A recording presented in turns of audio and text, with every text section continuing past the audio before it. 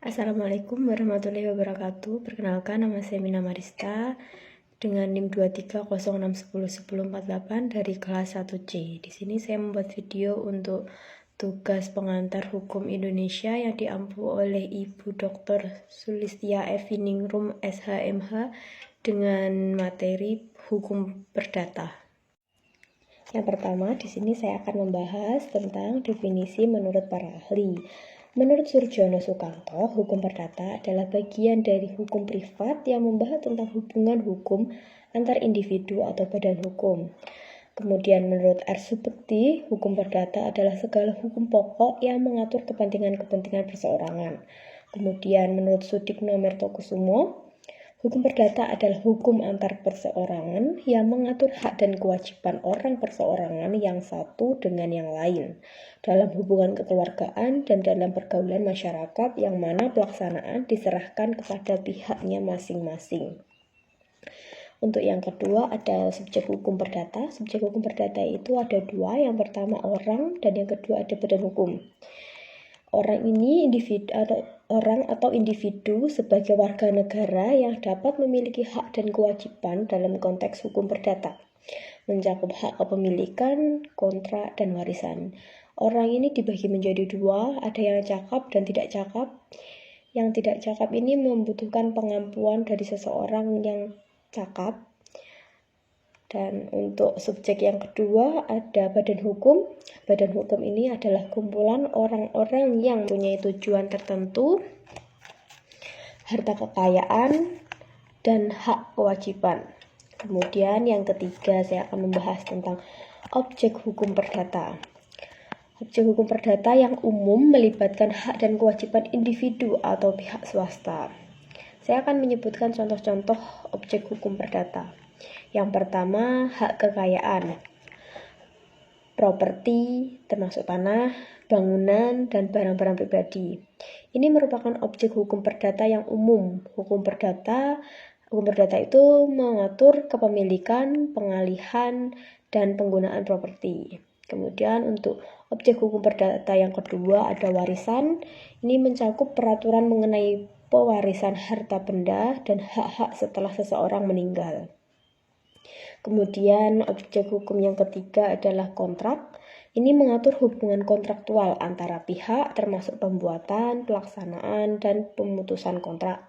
Kemudian yang keempat ada tanggung jawab perdata, menangani tanggung jawab hukum atas tindakan atau kelalaian yang dapat menyebabkan kerugian pada pihak lain, yang seringkali diatasi melalui gugatan perdata. Untuk selanjutnya yang keempat ini adalah dasar hukum.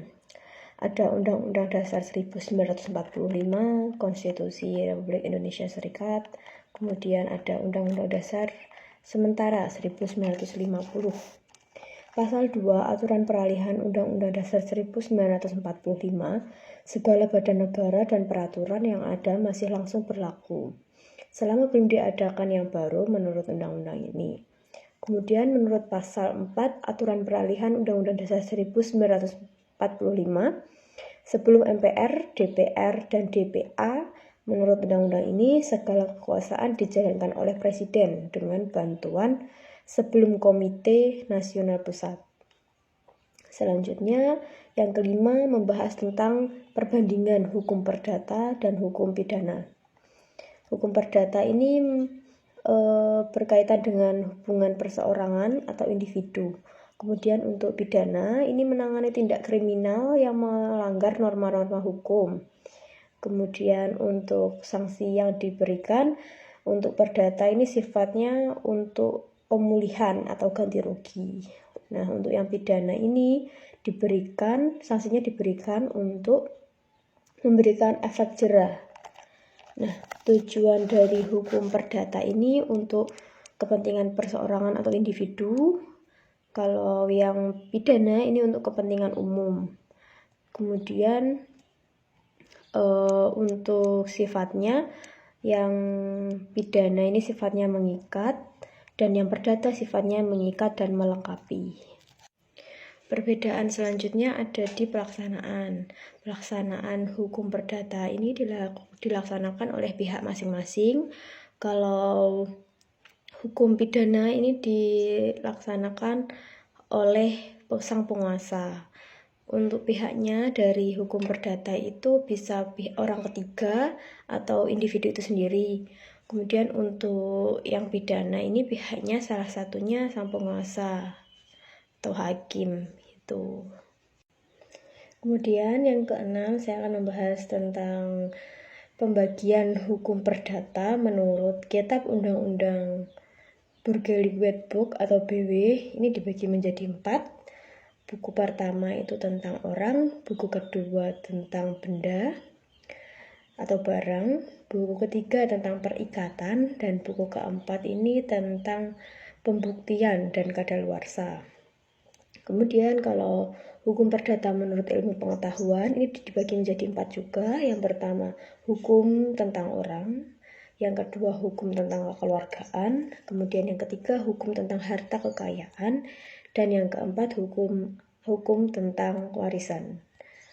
Nah, di sini sumber hukum menurut Vollmer ada 4 juga. Yang pertama Kitab Undang-Undang Hukum Perdata, yang kedua ada traktat, yang ketiga ada jurisprudensi, dan yang keempat ada kebiasaan.